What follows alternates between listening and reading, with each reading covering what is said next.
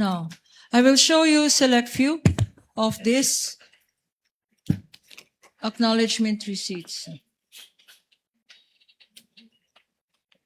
And for better appreciation of the Honorable Impeachment Court, we will be flashing some select few.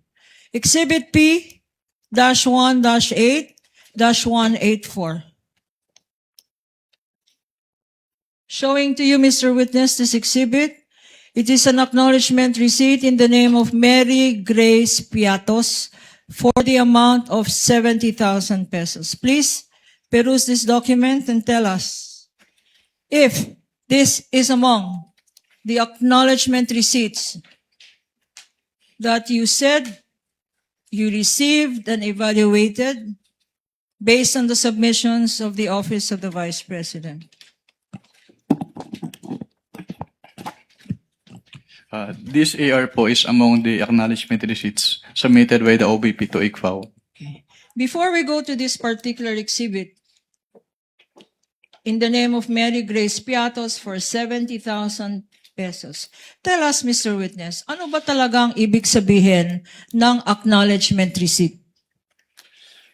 Well, kapag sinabing acknowledgement, actually wala siyang provision dun sa joint circular, pero ito kasi ay parang proof of na-receive noong payee yung binayad sa kanya.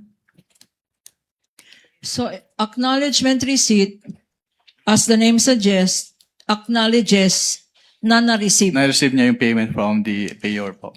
So, ina-acknowledge ng isang Mary Grace Piatos na tumanggap siya ng magkano? Based from this acknowledgement receipt po, tumanggap po si Mary Grace Piatos ng 70,000 pesos for the payment of rewards, close and open parenthesis, medicines. Ano, bakit dalawa to? Payment of rewards tsaka medicines. Anong ibig sabihin? Ang binayad sa kanya na reward ay gamot?